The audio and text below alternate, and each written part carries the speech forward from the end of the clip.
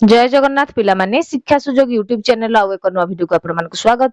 आज वीडियो रे आमे साहित्य सुरभि अष्टम श्रेणी प्रथम अध्याय आस उत्कलीय कवितार अभ्यास प्रश्न उत्तर आलोचना करिबा देखिबा केमती अभ्यास प्रश्न रो उत्तर दिया जाउची एवं ताकू तुम माने भलो भाबरे देखिबो एवं पढिबो आ मन रखिया पई चेष्टा करिबो। आ हां आमे यार पूर्व वीडियो रे आस उत्कलीय कविता जातीय कवि वीरकिशोर दासଙ୍କ रचित आस उत्कलीय कवितार संपूर्ण व्याख्या सहज भाव कर सारिचे। जो माने देखि नांती दया करी पूर्व वीडियो को जाई देखि नियंतु जहाकी आपण माननकु सहजरे अभ्यास प्रश्न उत्तर करिवा पई सुविधा हेबो।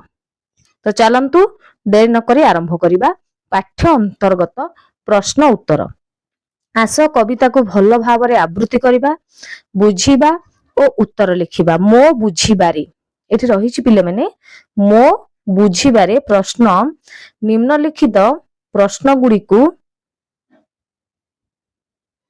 ठीक उत्तर पाखरे ठीक तारका चिन्ह दबा जेमति कि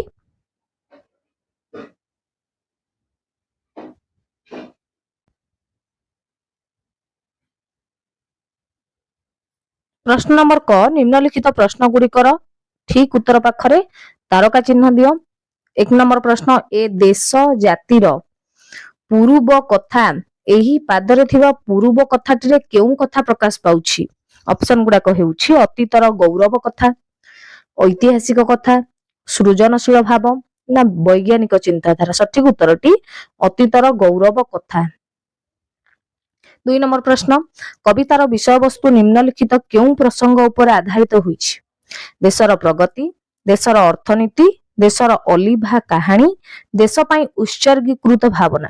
देशर अलिभा कहानी जो कहानी को केबे केई लिभेई परिबे नाही, चिर स्मरणीय से कहानी।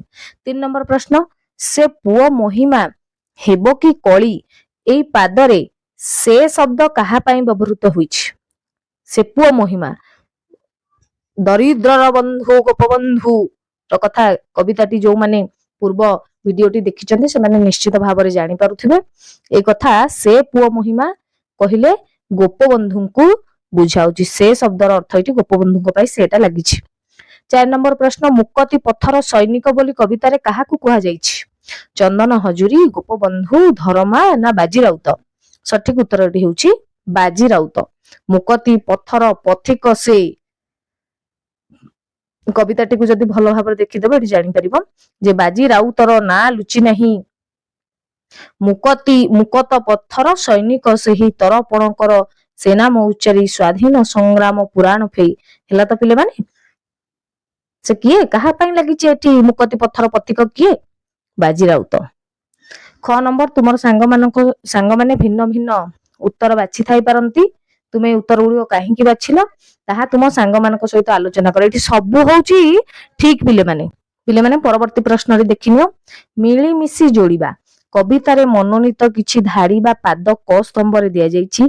सेई पद गुड़िकर अर्थ बा प्रसंग ख स्तंभ रे दिया जाइछि। क स्तंभ सहित ख स्तंभर उपयुक्त अर्थ रेखा चिन्ह द्वारा जोड़िबा। एठी क स्तंभ रे देइछि जेमति कोन ना बक्सी जगबंधु चंदन हजूरी गलेणी उभेई अमर पथे। तार भावार्थ कौन पिले माने तार भावार्थ होउची बक्सी जगबंधु चंदन हजूरी स्वाधीनता संग्राम करी अमर होइछंती। तोसाली प्रांतरे दिने बहिथिला समरे वीरर रक्त नई। तोसाली प्रांतरे रक्तर नदी प्रवाहित होइथिला। 3 नंबर प्रश्नटी दरिद्र जनर बंधु गोपबंधु से पुओ महिमा हेबो की कली। यार अर्थ होउची मु टाणी देइछि पिले माने देखि नबो। दरिद्र जनर बंधु गोपबंधुଙ୍କ महिमा काहारी साथी रे कली हेबो नाही। बाजी राउतर ना लुचि नाही। मुक्ति पथर सैनिक सेही। मुक्ति पथर सैनिक बाजी राउतर ना एबे भी लुचि जाई नाही, सेमति अमलिन भावरे रही अछि।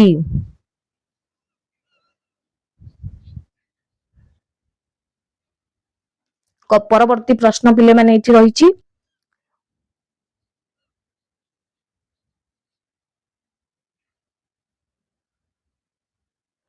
କବିତାର ପଦ ଗୁଡ଼ିକୁ ଆଲୋଚନା କରିବା। ନିମ୍ନରେ କବିତାର କିଛି ପଦ ଦିଆଯାଇଛି, ସେଗୁଡ଼ିକୁ ଭଲ ଭାବରେ ପଢିବା, ଚିନ୍ତା କରିବା, ବୁଝିବା ଏବଂ ସାଙ୍ଗମାନଙ୍କ ସହ ଆଲୋଚନା କରି ଲେଖିବା।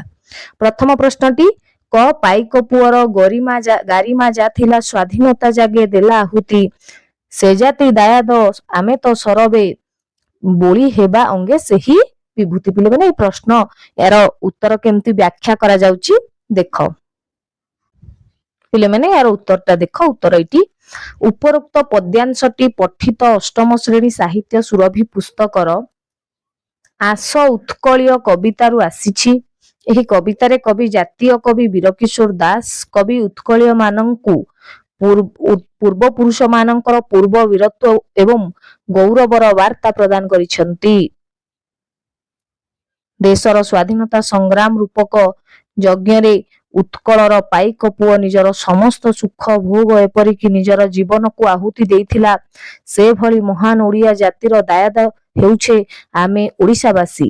ଏହି ଜାତୀୟତା ରୂପକ ସ୍ୱଦେଶ ପ୍ରେମର ବିଭୂତିକୁ ଆମେ ଆମର ଅଙ୍ଗରେ ବୋଳି ହେବା, ଅର୍ଥାତ୍ ଦେଶାତ୍ମ ବୋଧ ଭାବଧାରାରେ ଉଦ୍ବୁଦ୍ଧ ହେବା ପାଇଁ କବି ଆହ୍ୱାନ ଜଣାଇଛନ୍ତି। ଆମ ପୂର୍ବପୁରୁଷ ମାନଙ୍କ ପରି ଆମେ ମଧ୍ୟ ବୀର, ନିର୍ଭୀକ ଏବଂ ସାହସୀ ହେବା ସହିତ ନିଜ ଜନ୍ମମାଟିର ସେବା ପାଇଁ ସର୍ବଦା ବା ସଦା ତତ୍ପର ହେବା, ଜାଗ୍ରତ ରହିବା, ସେମାନଙ୍କ ଭଳି ଆମେ ବି ହେବା। ପ୍ରଶ୍ନ ନମ୍ବର ଖ, ଶାନ୍ତି ମୈତ୍ରୀ ପ୍ରୀତି ପୂତବାଣୀ ହିଁ ସ୍ଫୁରୁଥିଲା ପ୍ରତି ଅନ୍ତର ଭରି, ଅହିଂସା ମନ୍ତ୍ରରେ ଦେଲା ଯେଉଁ ଦୀକ୍ଷା, କାହିଁ କେଉଁ ଦେଶ ହେବ ତା ସରି। ଉପରୋକ୍ତ ପଦ୍ୟାଂଶଟି ପଠିତ ଅଷ୍ଟମ ଶ୍ରେଣୀ ସାହିତ୍ୟ ସୁରଭି ପୁସ୍ତକର ଆସ ଉତ୍କଳୀୟ କବିତାରୁ ଆନିତ। ଏଠାରେ କବି ବୀରକିଶୋର ଦାସ ଅହିଂସା ମନ୍ତ୍ରର ମହତ୍ୱ ବିଷୟରେ ବର୍ଣ୍ଣନା କରିଛନ୍ତି। ଏଠାରେ କବି ସତ୍ୟ, ନ୍ୟାୟ ଓ ଶାନ୍ତିର ମୂଲ୍ୟକୁ ଉପସ୍ଥାପନା କରିଛନ୍ତି। ସେ କହୁଛନ୍ତି ଯେ ଆମେ ସଦା ସତ୍ୟର ପଥରେ ଚାଲିବା ଉଚିତ ଓ ଅନ୍ୟାୟର ବିରୋଧରେ ଦୃଢ଼ ଭାବରେ ସ୍ୱର ଉତ୍ତୋଳନ କରିବା ଦରକାର। ମନୁଷ୍ୟର ଜୀବନରେ ସତ୍ୟ ଓ ଧର୍ମ ଅତ୍ୟନ୍ତ ଆବଶ୍ୟକ। ଯଦି ଆମେ ସତ୍ୟକୁ ଅନୁସରଣ କରିବା ତେବେ ସମାଜରେ ଶାନ୍ତି ଓ ସମୃଦ୍ଧି ରହିବ। ଏହା ଆମକୁ ଏକ ଭଲ ମଣିଷ ଭାବେ ଗଢ଼ି ତୋଳେ। ମହାତ୍ମା ଗାନ୍ଧୀଙ୍କର ଅହିଂସା ମନ୍ତ୍ର ସ୍ୱାଧୀନତା ସଂଗ୍ରାମକୁ ନୂତନ ମାର୍ଗ ପ୍ରଦର୍ଶନ କରିଥିଲା ଓ ଏହାକୁ ସଫଳ କରିଥିଲା। ଏଭଳି ମହାନ ବାର୍ତ୍ତା କେବଳ ଭାରତ ତଥା ମହାନ ଉତ୍କଳୀୟ ପରମ୍ପରାରେ ଦୃଷ୍ଟିଗୋଚର ହୋଇଥାଏ।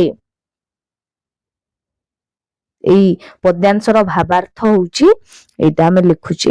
ଗ ନମ୍ବର ପ୍ରଶ୍ନ, ତ୍ୟାଗ ଆଦର୍ଶ ଜାତିର ମହତ୍ୱ, ଦେଶ ପାଇଁ ଦେଲା ନିଜକୁ ବଳି, ଦରିଦ୍ର ଜନର ବନ୍ଧୁ ଗୋପବନ୍ଧୁ, ସେ ପୁଅ ମହିମା ହେବ କି କଳି। ଉପରୋକ୍ତ ପଦ୍ୟାଂଶଟି ପଠିତ ଅଷ୍ଟମ ଶ୍ରେଣୀ ସାହିତ୍ୟ ସୁରଭି ପୁସ୍ତକର ଆସ ଉତ୍କଳୀୟ କବିତାରୁ ଆନିତ। ଏଠାରେ କବି ବୀରକିଶୋର ଦାସ ଦରିଦ୍ର ଜନର ବନ୍ଧୁ ଗୋପବନ୍ଧୁଙ୍କର ତ୍ୟାଗ ଆଦର୍ଶର ମହତ୍ୱ ପ୍ରତିପାଦନ କରିଛନ୍ତି। ଏ ଓଡ଼ିଶା ଭୂମି ବୀର ପ୍ରସବିନୀ, ଅର୍ଥାତ୍ ବୀର ମାନଙ୍କର ଜନ୍ମଦାତ୍ରୀ। ଏ ଓଡ଼ିଶା ବୀର ମାନଙ୍କର ମା, ଏହା ବୀର ମାନଙ୍କୁ ଜନ୍ମ ଦିଏ। ଏହା ବକ୍ସି ଜଗବନ୍ଧୁ, ଚନ୍ଦନ ହଜୁରୀ, ଧର୍ମପଦ, ବାଜି ରାଉତ, ଗୋପବନ୍ଧୁ ଆଦି ମହାନ ପୁରୁଷ ମାନଙ୍କର ଜନ୍ମଭୂମି। ଏହି ମହାପୁରୁଷ ମାନେ ନିଜର ତ୍ୟାଗ ଆଦର୍ଶ, ଜାତୀୟତା ମନୋଭାବ ଓ ମହାନ କାର୍ଯ୍ୟକଳାପ ପାଇଁ ଜୀବନ ଉତ୍ସର୍ଗ କରିଦେଇଛନ୍ତି। ଦରିଦ୍ର, ଅସହାୟ, ଦୀନ ଦୁଃଖୀ ମାନଙ୍କର ବନ୍ଧୁ ଗୋପବନ୍ଧୁଙ୍କର ମହିମାର କଳନା ନାହିଁ। ପିଲାମାନେ ଏଟା ଆମେ ଯୋଉ ପୂର୍ବ ଭିଡିଓରେ ଆସ ଉତ୍କଳୀୟ କବିତାଟାକୁ ଯୋଉ ଏକ୍ସପ୍ଲେନ କରିଛେ, ବୁଝେଇଛେ ସହଜରେ, ଏଇ ପ୍ରଶ୍ନ ଗୁଡାକ ସେଇଥିରୁ ହିଁ ଆସୁଛି। ଯଦି ପ୍ରଥମେ ସେଇ ଭିଡିଓଟାକୁ ଦେଖିବେ ଆଉ ବୁଝିବେ, ତାପରେ ଏପଟେ ପ୍ରଶ୍ନ ଉତ୍ତର କରିବାଟା ସହଜ ହେବ। ପରବର୍ତ୍ତୀ ପ୍ରଶ୍ନ, ବୁଝି ବିଚାରି ଲେଖ। କବିତାକୁ ଭଲ ଭାବରେ ପଢି ନିମ୍ନରେ ଦିଆଯାଇଥିବା ପ୍ରଶ୍ନ ଗୁଡିକର ଉତ୍ତର ଲେଖ। ଏ ଦେଶ ଜାତିର ପୂର୍ବ କଥା, ଉକ୍ତ ଧାଡିରେ କେଉଁ ଦେଶ ଓ ଜାତିର ପୂର୍ବ କଥା ସମ୍ପର୍କରେ କୁହାଯାଇଛି ଓ କାହିଁକି? ଉତ୍ତର, ଉପରୋକ୍ତ ଧାଡିରେ ଭାରତ ଦେଶ ଓ ଓଡ଼ିଆ ଜାତିର ପୂର୍ବ କଥା ସମ୍ପର୍କରେ କୁହାଯାଇଛି। କାରଣ ଏ ଜାତି ଏତେ ମହାନ, ଏହାର ସଂସ୍କୃତି, ପରମ୍ପରା, ଇତିହାସ ଏତେ ମହାନ, ଯାହାର ସ୍ମରଣ କଲେ ଆପେ ଆପେ ମଥା ନଇଁଯିବ। ख नंबर प्रश्नटी बक्सी जगबंधु और चंदन हजूरी केउं पथर पथिक थिले सेमाने केउं कार्य पई अमर बक्सी जगबंधु और चंदन हजूरी अमर बा अमृत पथर पथिक थिले सेमाने देश मातृका को पराधीनतार श्रृंखल मुक्त करबा पई देशर प्रथम स्वाधीनता संग्राम सिपाही विद्रोह रे इंग्रेज मानक विरोध रे लड़ेई करिथिले। ग नंबर प्रश्न पिले माने कोन देखिनियो से जाति दायाद आमे तो सरबे उक्त पदरु कोन बुझिल लेख आमे समस्ते उत्कलीय ए महान जातिर संतान अटु जहा बक्सी जगबंधु चंदन हजूरी धर्मपद बाजीराउत और महात्मा गांधी भली वीर पुरुष मानकर जन्मभूमि ओ लीलाभूमि जन्मभूमि एवं लीलाभूमि। घ नंबर प्रश्नटी पिले माने कवितारे देश प्रेम संपर्क रे अनेक कथा उल्लेख करा जायछि तुमे देश प्रेम संपर्क रे जहा जानो लेख।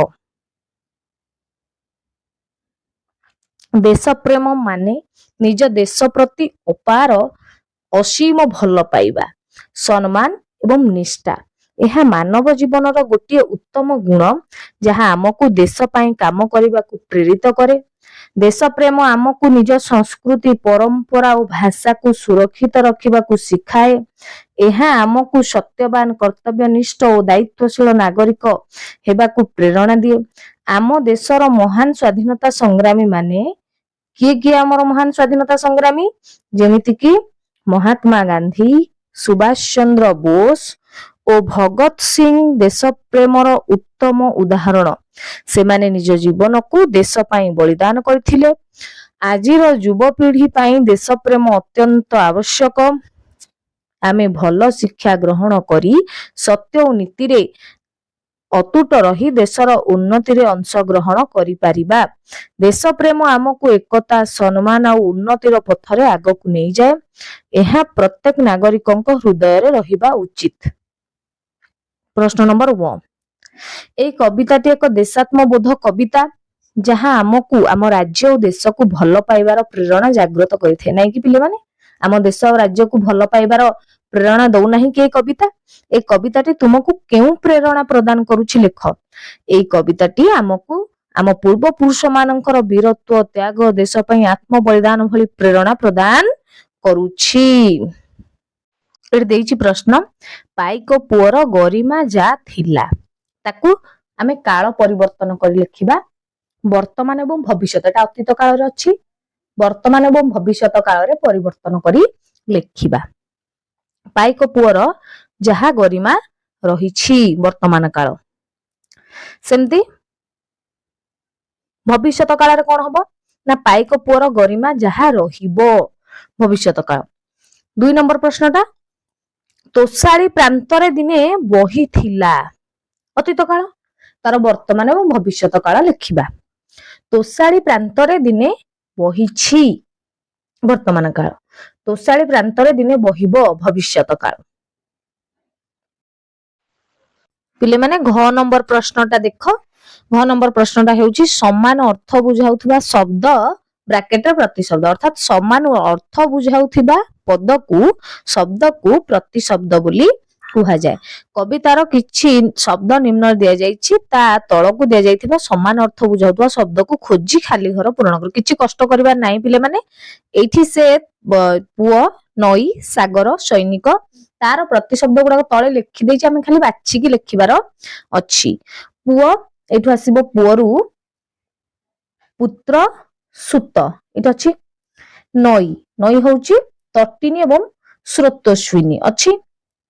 सागर सागर होउछि सिंधु आउ पाराबार। सैनिक सैनिक होउछि जवान आउ सिपाही एठी अछि सिपाही जवान एवं सिपाही। कवितार शीर्षक आस उत्कलीय सुण सर्वे मिली ए देश जातिर पूर्व कथा। ए कवितार शीर्षक आस उत्कलीय अनेक समय रे कवि माने कवितार ई धाड़ी को कवितार शीर्षक भाव रे व्यवहार करिथांती। एही भली जदि तुमे कवितार अन्य गोटिए धाड़ी कवितार शीर्षक भाव रे बाछिबो तेबे काहे कि बाछिलो लेख। अच्छा कवितार एक धाड़ी आमे बाछिबा सेटा काहे कि बाछिबा भी कहिबा। ପିଲେ ମାନେ ଏଇ କବିତାର ଶୀର୍ଷକ ଆଉ ମଧ୍ୟ ଆମେ ଦେଇପାରିବା ତ୍ୟାଗ ଆଦର୍ଶ ଜାତିର ମହତ୍ଵ। ଆଚ୍ଛା, ଆମେ ଏଇଭଳି ଶୀର୍ଷକ ରଖିବାର କାରଣ କଣ? କାରଣ ଏ ମାଟି ଓଡିଶା ମାଟିରେ ଚନ୍ଦନ ହଜୁରୀ, ଗୋପବନ୍ଧୁ, ବାଜି ରାଉତ, ଧର୍ମପଦ, ବକ୍ସି ଜଗବନ୍ଧୁ, ଜୟୀରାଜଗୁରୁ ଭଳି ମହାପୁରୁଷ ମାନେ ଜନ୍ମଗ୍ରହଣ କରିଥିଲେ। ସେମାନେ ନିଜ ନିଜର ଜୀବନ ସୁଖ ଶାନ୍ତି ସବୁ କିଛିକୁ ଏଇ ଦେଶ ମାତୃକାର ସେବା ପାଇଁ ବଳି ଦେଇଥିଲେ, ଉତ୍ସର୍ଗ କରିଥିଲେ। ତେଣୁ ଆମେ ଏଇଭଳି ଶିରୋନାମା ବା ଶୀର୍ଷକ ରଖିଲୁ। ଏବେ ପିଲାମାନେ ଏଇଠି ଆସିଗଲା ପାଠ୍ୟ ବହିର୍ଭୂତ କିଛି ଚିତ୍ର ତଳେ ଦିଆଯାଇଛି। ଯେଉଁ ଚିତ୍ର ଗୁଡିକୁ ତୁମେ ମାନେ ଦେଶ ପ୍ରେମ ଆଧାରିତ ବୋଲି ଭାବୁଛ ତା ପାଖରେ ଠିକ ଚିହ୍ନ ଦେବ, ଯୋଉଟା ଦେଶ ପ୍ରେମ ଆଧାରିତ। ଦେଖ ପିଲାମାନେ, ଏଇ ଚିତ୍ରଟି କଣ ଦେଶ ପ୍ରେମ ଆଧାରିତ? ଏଇ ଝିଅ ଗଛରେ ପାଣି ଦଉଛି, ଏଠି ଅଛନ୍ତି ଲୋକମାନେ। ଆଚ୍ଛା, ଏଇଠି ଦେଖନ୍ତୁ, ଏଇଟା ହଉଛି ଦେଶ ପ୍ରେମ ଆଧାରିତ ଏକ କାର୍ଯ୍ୟ। ସୈନିକ ଅଛନ୍ତି, ସୈନିକଙ୍କୁ ସମ୍ବର୍ଦ୍ଧନା ଦିଆଯାଉଛି। ତେଣୁ ଇଏ ହଉଛି ଦେଶ ପ୍ରେମ ଆଧାରିତ ଏକ କାର୍ଯ୍ୟ। ଆଉ ପରବର୍ତ୍ତୀ, ଯେମିତି କୃଷି କ୍ଷେତ୍ରରେ କଣ କରୁଛି, ବିଲରେ ଜମିରେ ଚାଷ କରୁଛନ୍ତି, ଏଇଟା ମଧ୍ୟ ଦେଶ ପ୍ରେମ, ଦେଶକୁ ଏକ ପ୍ରକାର ଭଲ ପାଇବା। କାରଣ କଥାରେ ଅଛି ଜୟ ଯବାନ ଜୟ କିଷାନ। କିଷାନ ଏ ଦେଶର କୃଷକର ଜୟ ହେଉ, ଏ ଦେଶର ସୈନିକର ଜୟ ହେଉ। ତେଣୁ ଏ ମଧ୍ୟ ଦେଶ ପ୍ରେମ ଆଧାରିତ କାର୍ଯ୍ୟ। ଏଠି ଜାତୀୟ ପତାକା ଉତ୍ତୋଳନ କରାଯାଉଛି ଏବଂ ପିଲାମାନେ ଏଠି ରହିଛନ୍ତି। ତେଣୁ ଏ ମଧ୍ୟ ଦେଶ ପ୍ରେମ ଆଧାରିତ ଏକ କାର୍ଯ୍ୟ। ହଁ, ଏଗୁଡା ମଧ୍ୟ ହେଇପାରିବ ଦେଶ ପ୍ରେମ ଆଧାରିତ କାମ ଯଦି ଆମେ ଠିକରେ ଆମ କର୍ତ୍ତବ୍ୟ କରୁଛେ, ତାହେଲେ ସେଟା ଦେଶ ପ୍ରେମ ହେଲାନି କି? ଯୋଉ ବ୍ୟାଙ୍କରୁ ଋଣ କେତେ ଶାନ୍ତି ଶୃଙ୍ଖଳାର ସହିତ ଜମା ବ୍ୟାଙ୍କର ଗୋଟେ କାର୍ଯ୍ୟ ଦେଇଛି, ଉଠଉଛନ୍ତି, କରୁଛନ୍ତି ଋଣ ବା ଟଙ୍କା ଉଠଉଛନ୍ତି, ରଖୁଛନ୍ତି। ତେଣୁ ଇଏ ମଧ୍ୟ ଏକ ଦେଶ ପ୍ରେମ ଆଧାରିତ କାର୍ଯ୍ୟ ହେଇପାରେ। ଇଏ ମଧ୍ୟ ଦେଶ ପ୍ରେମ ଆଧାରିତ କାର୍ଯ୍ୟ ହେଇପାରେ। ଏପଟେ ପିଲାମାନେ ଦେଖ, ଗୋଟେ ଅଫିସ ଅଛି, ଲାଇଟ ଜଳୁଛି, ଫ୍ୟାନ ପଙ୍ଖା ଘୁରୁଛି, କିନ୍ତୁ କେହି ନାହାନ୍ତି। ଇଏ କିନ୍ତୁ ଦେଶ ପ୍ରେମ ଆଧାରିତ ଏକ କାର୍ଯ୍ୟ ହେବ ନାହିଁ। ଏପଟେ ଦେଖ କେମିତି ଗଣ୍ଡଗୋଳ ପାଟିତୁଣ୍ଡ ହଉଛନ୍ତି, ଇଏ ମଧ୍ୟ ହେବନି। ତାପରେ ଏପଟେ କାନ୍ଥରେ ପିଲାଟି ଦେଖ ଗାରଉଛି, ଇଏ ମଧ୍ୟ ଦେଶ ପ୍ରେମ ଆଧାରିତ ଗୋଟେ କାର୍ଯ୍ୟ ନୁହେଁ। ଦେଖ, ଯୋଉମାନେ ଅସହାୟ ସେମାନଙ୍କୁ ସାହାଯ୍ୟ କରିବା, ଏଇଟା ମଧ୍ୟ ଦେଶ ପ୍ରେମ ମୂଳକ ଗୋଟେ କାର୍ଯ୍ୟ। ଏଠି ଦେଖନ୍ତୁ, ଜେଜେ ବା ଜଣେ ବୃଦ୍ଧ ବ୍ୟକ୍ତି ଅଛନ୍ତି, ତାଙ୍କ ସହିତ ପିଲାମାନେ ଭଲ ଭାବରେ କଥାବାର୍ତ୍ତା କରୁଛନ୍ତି, ତାଙ୍କୁ ସମ୍ମାନ ଦେଉଛନ୍ତି, ତାଙ୍କ କଥା ଶୁଣୁଛନ୍ତି। ଇଏ ମଧ୍ୟ ନିଶ୍ଚୟ ଏକ ଦେଶ ପ୍ରେମ ଆଧାରିତ କାର୍ଯ୍ୟ।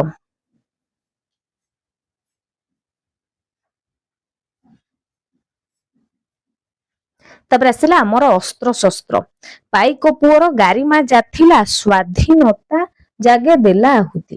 ସୈନିକ ମାନେ ଦେଶର ସୀମାକୁ ସୁରକ୍ଷା ଦେବା ପାଇଁ ବନ୍ଧୁକ, ତୋପ, ଖଣ୍ଡା ଇତ୍ୟାଦି ବ୍ୟବହାର କରନ୍ତି। ସେହିପରି ନିମ୍ନଲିଖିତ ବ୍ୟକ୍ତି ମାନେ ସେମାନଙ୍କ କାର୍ଯ୍ୟ ସମ୍ପାଦନ କରିବା ପାଇଁ କଣ ବ୍ୟବହାର କରନ୍ତି? ଯେମିତି କବି, କବିର କଣ? କବିର ଶକ୍ତି ହଉଛି, କବିର ଅସ୍ତ୍ର ହେଉଛି ତାର କଲମ। କୃଷକ, କୃଷକର କଣ ରହିଛି ନା ହଳ, ଲଙ୍ଗଳ, ଦା, ବିହନ, ଖତ, ସାର, ଆହୁରି ବି ତମେ ଅଧିକା ଜିନିଷ ଲେଖିପାରିବ। ସେମିତି ଛାତ୍ରର, ଛାତ୍ରର କୋଉ ଜିନିଷ ଗୁଡାକ ତାର ଅସ୍ତ୍ର? ତାର ପୁସ୍ତକ, ତାର ବହି, ଖାତା, କଲମ, ଏଗୁଡା ତାର ଅସ୍ତ୍ର। ତାର ଜ୍ଞାନ, ତାର ଅଧ୍ୟବସାୟ, ତାର ପରିଶ୍ରମ, ତାର ନିଷ୍ଠା। ବୈଜ୍ଞାନିକର, ଜଣେ ବୈଜ୍ଞାନିକର କଣ ତାର କାର୍ଯ୍ୟ କ୍ଷେତ୍ରରେ ତାଙ୍କୁ ସାହାଯ୍ୟ କରୁଛି? ବୈଜ୍ଞାନିକ laboratory, computer, software, test tube,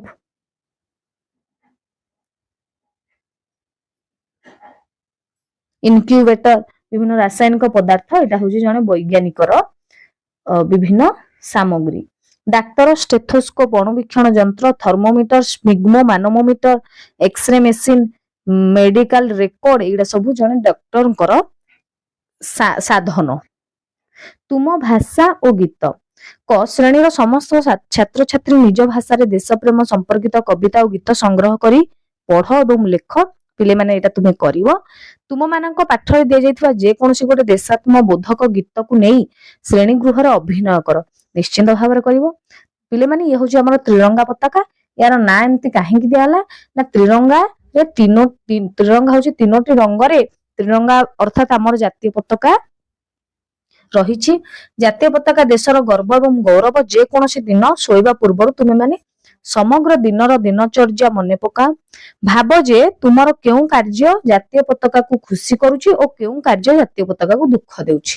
ପିଲାମାନେ କେଉଁ କାର୍ଯ୍ୟ ଗୁଡିକ ଜାତୀୟ ପତାକାକୁ ସୁଖ ଦବ ଏବଂ କେଉଁ କାର୍ଯ୍ୟ ଗୁଡିକ ଜାତୀୟ ପତାକାକୁ ଦୁଃଖ ଦେବ, ତାର ଉତ୍ତରଟା এটা ତମ ମାନଙ୍କ ଉପରେ ରହିଲା। କମେଣ୍ଟ ବକ୍ସରେ ନିଶ୍ଚୟ ଜଣେଇବ। ଆଚ୍ଛା, ମୁଁ ଟିକେ ହିଣ୍ଟସ ଦେଇ ଦଉଛି।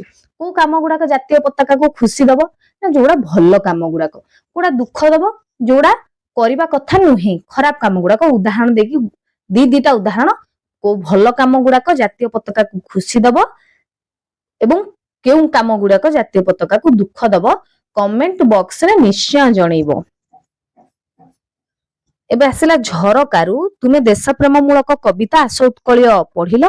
ଏବେ ବିପିନ ବିହାରୀ ରାଉତଙ୍କ ଦେଶମାତୃକାର ସେବା ସମ୍ମିଳିତ ଯେଉଁ ଦେଶରେ ଗଙ୍ଗା ବୋହେ କବିତାକୁ ଭଲ ଭାବରେ ପଢ, ମନେ ରଖ। ପିଲାମାନେ ଏଠି ପଠନ ନିମନ୍ତେ ଦେଇଛି ବିପିନ ବିହାରୀ ରାଉତଙ୍କର ଯେଉଁ ଦେଶରେ ଗଙ୍ଗା ବୋହେ।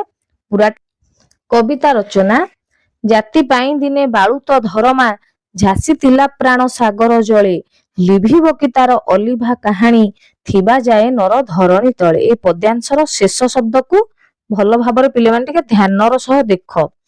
ସାଗର ଜଳେ ଦେଇଛି ଏପଟେ, ସାଗର ଜଳେ ଧରଣୀ ତଳେ। ଜଳେ ଏବଂ ତଳେ ପଦର ବ୍ୟବହାର ହେଇଛି ଏ କବିତାରେ। ଏଇ ଦୁଇ ପଦର ଶେଷ ଧ୍ୱନିଟା ଏକା ଭଳି, ଜଳେ ଏବଂ ତଳେ, ଯୋଉଟାକୁ ଆମେ ସମତାନ ଶବ୍ଦ କହୁଛେ ବା ଇଂରାଜୀରେ ରାଇମିଂ ୱାର୍ଡ ବୋଲି କହୁଛେ, ଏକା ଶୁଭୁଥିବା ଶବ୍ଦ। ଏହି ବିଶେଷତାକୁ ଓଡ଼ିଆ ଭାଷାରେ ପୂର୍ଣ୍ଣ ମିତ୍ରାକ୍ଷର କୁହାଯାଏ। ଯୋଉ ସମତାନ ଶବ୍ଦକୁ ପୂର୍ଣ୍ଣ ମିତ୍ରାକ୍ଷର କୁହନ୍ତି। ଏବେ ତଳେ ଦିଆଯାଇଥିବା ପ୍ରଶ୍ନ ଗୁଡିକୁ ସାଙ୍ଗମାନଙ୍କ ସହ ଆଲୋଚନା କର ଏବଂ ଲେଖ। ପିଲାମାନେ ପ୍ରଶ୍ନ ଏଠି ଦେଖ। ପୂର୍ଣ୍ଣ ମିତ୍ରାକ୍ଷରକୁ ନେଇ କବିତା ଲେଖିଲେ କେଉଁ ବିଶେଷ ପ୍ରଭାବ ପଡିଥାଏ? ଖ ନମ୍ବର କବିତାକୁ ପ୍ରଭାବଶାଳୀ କରିବା ପାଇଁ ଆଉ କେଉଁ ଭାବ ପ୍ରୟୋଗ କରାଯାଇଛି ଲେଖ। ତମେ ପଢିବ ଏବଂ ଆନନ୍ଦ ପାଇବ, ସେଇ ବିଷୟରେ ଜାଣିପାରିବ। ଯେ ତମ ମାନଙ୍କୁ ଖୁସି ପାଇଁ ଦିଆଯାଇଛି ପଢିବା ପାଇଁ, ତାକୁ ନିଶ୍ଚୟ ପଢିବ। ଆଉ ଏଠି ଅଧିକା କଥା ଅଛି, ଜାଣିଛି କି ରାଣୀ କାହାଣୀ, ଏମିତି ଅନେକ କଥା ଶୁଣିବ, ଲେଖିପାରିବ, ଯୋଉଟା କି ତୁମର ଜ୍ଞାନର ପରିସୀମାକୁ ବଢେଇବାରେ ସାହାଯ୍ୟ କରିବ। ଆମ ଲେଖା ଆଉ ଚିତ୍ର ଯେତେବେଳେ ବହି ମିଳିଯିବ ନା, ୟା ଭିତରେ ଚିତ୍ର ଭର୍ତ୍ତି କରିଦବ ପିଲାମାନେ। ଆଉ ନିଶ୍ଚିନ୍ତ ଭାବରେ ଏଇଠି ଆମର ଆସ ଉତ୍କଳୀୟ ଅଷ୍ଟମ ଶ୍ରେଣୀ ସାହିତ୍ୟ ସୁରଭି ପୁସ୍ତକର ପ୍ରଥମ ବିଷୟର ସମସ୍ତ ଅଭ୍ୟାସ ପ୍ରଶ୍ନ ଉତ୍ତର ଆମେ ଅଭ୍ୟାସ କରିଦେଲେ।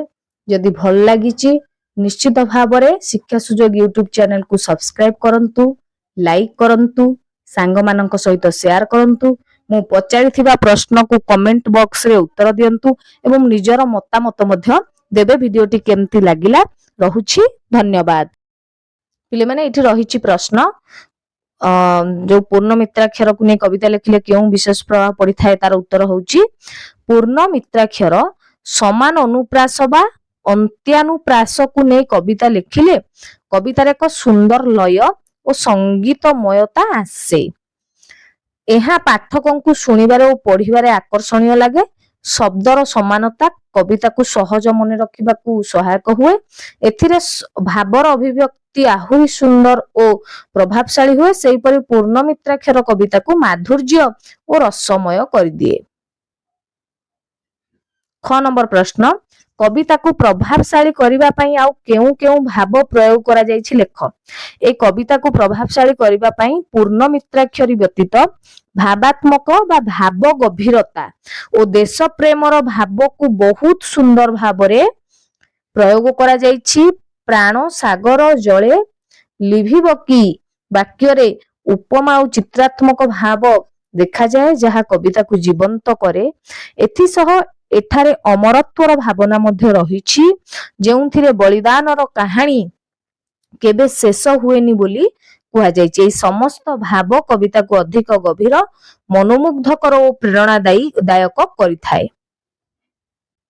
ବର୍ତ୍ତମାନ ନେକ୍ସଟ ପ୍ରଶ୍ନ, ତୁମର କବିତା ଆସ ଉତ୍କଳୀୟ କବିତାକୁ ତୁମେ ମାନେ ପଢିଲ। ନିମ୍ନରେ ଏହାର କିଛି ଅଂଶ ଦିଆଯାଇଛି, ତୁମେ ଚିନ୍ତା କରି ସେଇ ଆଧାରରେ ଏକ କବିତା ଲେଖ। ଆସ ଉତ୍କଳୀୟ ଶୁଣ ସର୍ବେ ମିଳି ଏ ଦେଶ ଜାତିର ପୂର୍ବ କଥା, ସ୍ମରଣେ ଯାହାର ଗରବେ ତୋହର, ଆପେ ଆପେ ନଈ ପଡିବ ମଥା। ପିଲାମାନେ କହୁଛି ଏଇଭଳିଆ କବିତାଟାକୁ ତ ଦେଖିଲ, ଏଇଭଳିଆ ଆଉ ଗୋଟେ କବିତା ତୁମେ ନିଜେ ଲେଖ। ତ ଚାଲ ଦେଖିବା ସେ କବିତାଟି।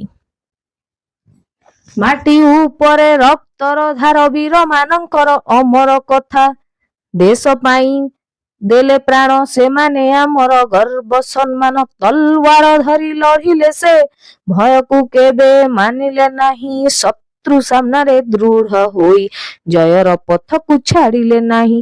ମାଟି ପାଇଁ ତାଙ୍କର ବଳିଦାନ ସଦା ରହିବ ଆମ ହୃଦୟରେ ଜୀବନ, ତାଙ୍କ ସ୍ମୃତି ଆମକୁ ଦେଉଛି ଶକ୍ତି, ଦେଶ ପ୍ରେମ ହେଉ ଆମର ଭକ୍ତି। ପିଲାମାନେ ଏଇ କବିତାଟି ଆମେ ନିଜ ମନରୁ ଲେଖିଛେ। ସେଇ କବିତାଟି ଥିଲା ଯୋଉଟା ବହିରେ ଥିଲା, ସେଇ ଆଧାରରେ ଗୋଟେ ନୂଆ କରିକି କବିତାଟେ ଲେଖିବା ପାଇଁ କୁହାଯାଇଥିଲା, ଯୋଉଟା ଏଇଠି ଆମେ ଦେଇଦେଲେ। ଏବେ ପ୍ରଶ୍ନ ଆସିଲା ପିଲାମାନେ, ଭାଷା ବିଚାର। କ ଶବ୍ଦ ସହ ଶବ୍ଦ ଯୋଡ ତୁମ ସାଙ୍ଗମାନଙ୍କ ସହ ମିଶି ଆଲୋଚନା କରି ତଳେ ଦିଆଯାଇଥିବା ଖାଲି ସ୍ଥାନରେ ଧରଣୀର ସମାର୍ଥ ବୋଧକ ଶବ୍ଦ ଗୁଡିକ ଲେଖ। ଧରଣୀକୁ ଆଉ କଣ କୁହନ୍ତି? ଧରଣୀ ମାନେ ପୃଥିବୀ। ତେଣୁ ତାର ସମାର୍ଥ ବୋଧକ ଶବ୍ଦ ଗୁଡାକ ହେଉଛି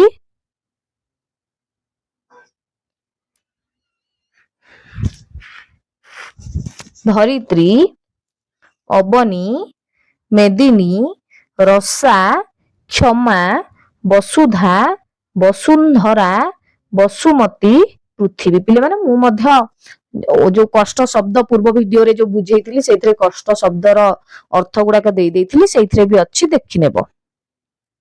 ख ନମ୍ବର ପ୍ରଶ୍ନ, ନିମ୍ନଲିଖିତ ଶବ୍ଦ ଗୁଡିକର ଗଦ୍ୟ ରୂପ ଲେଖ। ଯେପରି ପୂର୍ବ, ପୂର୍ବ, ଗରବେ, ଗର୍ବେ, ସରବେ, ସର୍ବେ, ରକତ, ରକ୍ତ, ଆଦର୍ଶ, ଆଦର୍ଶ, ତର୍ପଣ, ତର୍ପଣ। ଗ ନମ୍ବର ପ୍ରଶ୍ନଟି, କାଳ ବା ସମୟ ବିଚାର କର।